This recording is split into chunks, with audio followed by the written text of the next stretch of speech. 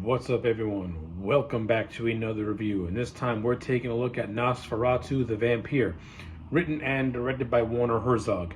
This is Herzog's 1979 remake of F.W. Murnau's 1922 classic film. Now, what differentiates this movie from the original movie is that Herzog pretty much remixes the Dracula novel with the Nosferatu story, for he uses the same characters from the original Dracula book. So, my overall thoughts on the 1979 version of Nosferatu is this. I think this movie was fantastic, actually. I thoroughly enjoyed Werner Herzog's Nosferatu film.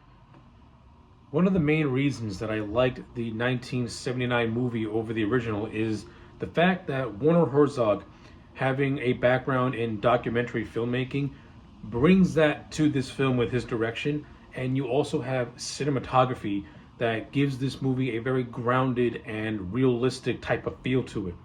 Where the 1922 film felt like you were watching a gothic fantasy, this movie feels like you're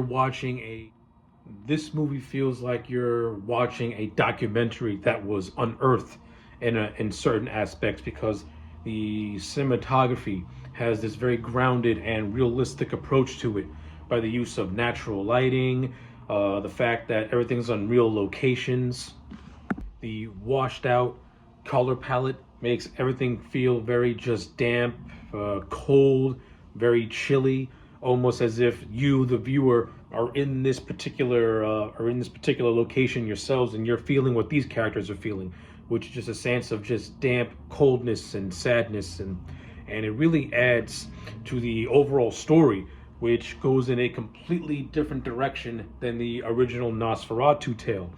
Where the original Nosferatu can be considered more or less a monster movie, this plays out more like a gothic love story in a way, in which the version of Nosferatu, who instead of Count Orlok is going by the Count Dracula name, has a sense of loss to him. Like Klasinski, who plays the character in this movie, puts on an excellent performance. He gives his version of Dracula something that Count Orlok lacked in Nosferatu, and something that Bela Lugosi's version didn't really have, and that's a sense of pathos. It's a sense that you can feel this man's pain. You can feel that he's somebody who has lived for centuries, and he really just hates having an eternal life, because he can no longer feel the joys of life. Like, he cannot feel love. He cannot feel anything, because he's just dead within inside himself, and he longs to have a human connection. This is what sets Herzog's Nosferatu apart from the Count Orlok Nosferatu, is that while Herzog's Nosferatu is an evil man, is a vampire with monstrous tendencies, he still has a sense of longing. He still has a soul that's hidden deep within him. And it's great. Like, Klasinski really gives a very serene and nuanced performance with this film. And he's just, every scene that he's in, you cannot take your eyes off him, because you're just glued to the screen whenever you see whenever Klasinski's on, and you're just marveled at his performance as Nosferatu. Like, he brings his A game with this movie. And all of that, I like the updated makeup as well for the character, like, where like, he still has those rat face features, but they're a little bit more scaled down, where you can still see the humanity that's buried within him. Like, I like it a lot. It's good contrast. So to coincide with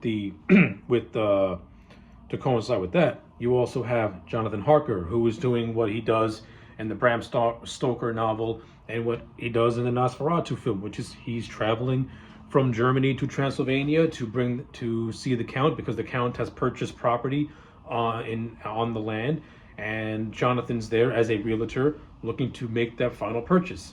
But where in Nosferatu, where Jonathan Harker doesn't really do much, or as I say, Thomas Harder doesn't do much, this movie takes the character of Harker in a very, very different direction, and it kind of makes him more interesting, because Jonathan Harker's underlying story in this movie is that he himself is slowly turning into a vampire after his chance encounter with Count Dracula, and it takes the character in a much more interesting direction because when he returns to Germany from Transylvania, and when he's reunited with Lucy, who is the combination of Mina and Ellen, he has virtually almost no memory of who she is. Like, it's almost as if Dracula's dark influence is slowly starting to cloud Harker's mind, and the vampire illness is taking over his body.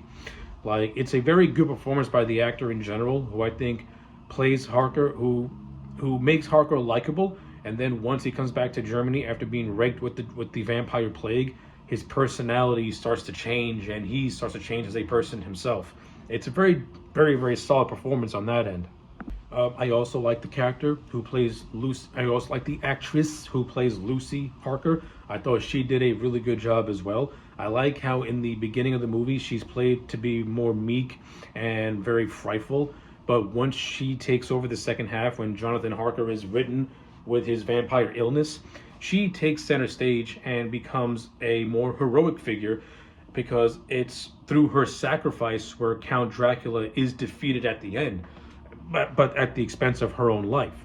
Like, this version of Lucy is more, I want to say she's more proactive than most versions of the character is, mainly because when you do proper adaptations, you have Mina and you have Lucy. Lucy is actually Mina's best friend in the Dracula lore, and she's quickly taken out by the Count and becomes one of his undead brides. Mina is the one that he seduces because he's the one that he wants to be with.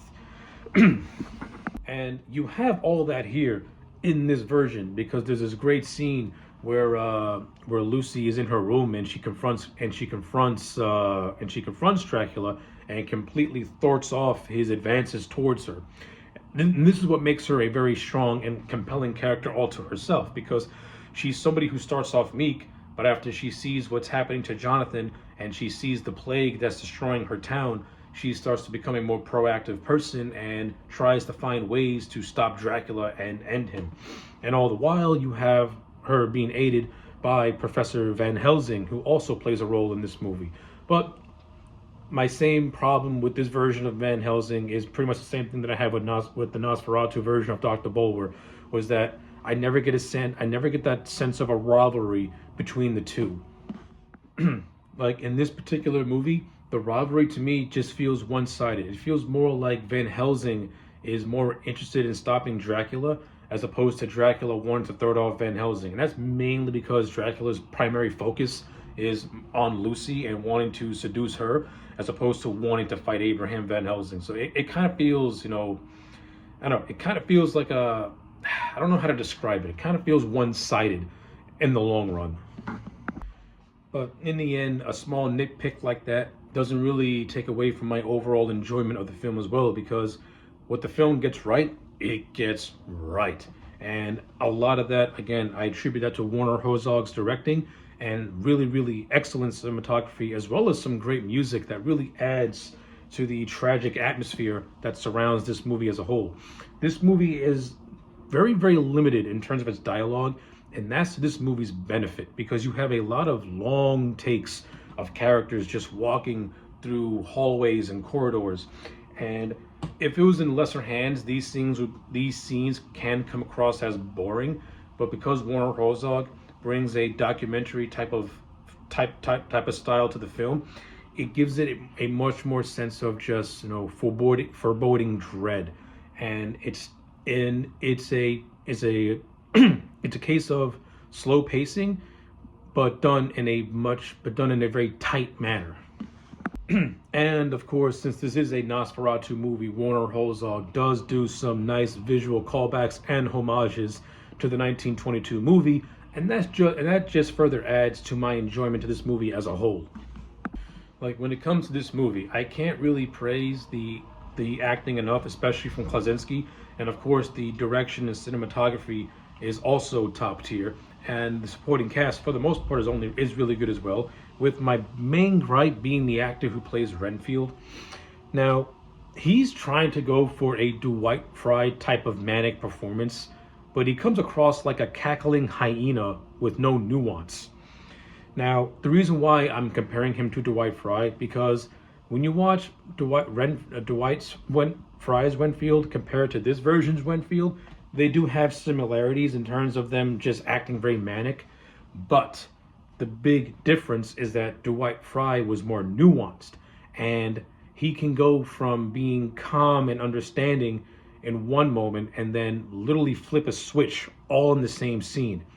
It's a very, very nuanced performance that doesn't get enough credit that Dwight Fry put on in the original Dracula, and that's what makes him an unsung hero of that 1930s movie. This version of Renfield didn't really care for it. Like I said, he comes across as a cackling hyena, and after a while, that annoying giggle just gets on my nerves, and I'm waiting for Dracula himself to rip this man's throat out just to end my annoyance. But again, the positives do outweigh the negatives, especially with the stuff with Klasinski. Like, just his opening scene with Jonathan Harker is just rich with just creepiness, and it's well done. And the two actors really have a good rapport with one another in those scenes. And then you have the scenes of just Dracula in isolation, especially with the scene of him on the ship that's transferring him from Transylvania to Germany. That scene is just very creepy and very eerie. And the way he's on this ship, so there's no stars on the ocean. Everything is just pitch black. And you have the camera looking at him upwards, and it just creates this very nightmarish image of his hand reaching out to the camera as if he's reaching out towards you. It's fantastic. It's very visceral. And of course, you have the ending of Lucy killing Count Dracula, ending his reign of terror. But as one reign of terror ends, another one begins, as Jonathan Harker has officially finished his transformation into the next vampire, and he rides off into an unknown future on horseback, clad all in black. And I like it. I like this movie does not have a not happy ending. It has a very, very nihilistic ending, because in the end, Count Dracula dies, yes, but Lucy dies with him. Van Helsing goes to jail, the other hero, and Jonathan Harker, the man that we follow from the beginning of the movie, who started off as a good man, is now potentially going to be a much more villainous man, and I love it. Like this, the movie more or less implies that as one evil dies, another one begins, and pretty much treats the vampirism as a disease that spreads from one to another, making it feel like an endless cycle. And again, I cannot praise the ending enough. Like, it's not a happy ending. It's a dark and grim ending that can be open to interpretation. So yeah, I think this movie ends the only way possible, to be honest with you. So yeah, some side notes, if I have any. I like Herzog's use of iconography in this movie, particularly from religion. Like when the Black Death with the rats, invade Germany, it kills off all the town folk, and as Lucy's walking through the town square, she sees just people unbothered by what's happening in a dance macabre having a last supper. To me, I view it as how the rich socialites are so detached from everything else around them that their image is more important to them than their town being ravaged by a plague. It's a visually striking image, and it does stay with you. And of course, you have great cinematography of Dracula's castle. This is one really cool scene where we see an establishing shot of the castle, and it's all draped in black, but in the background you have the skyline, and it creates it's almost like a portrait-like painting as to how the cinematography presents this one shot. It's really cool.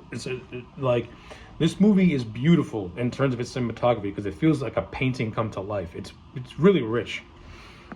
Yeah, but there's a lot more to cover with this movie, but these are basically the things that I really liked and didn't really care for with it.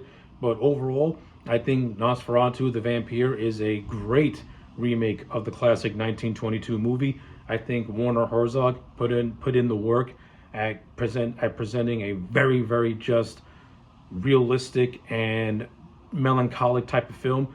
and it's backed by a powerhouse performance by Klaczynski, which is why I give this film, Nosferatu 1979, an 8 out of 10. Thoroughly enjoyed this movie a lot.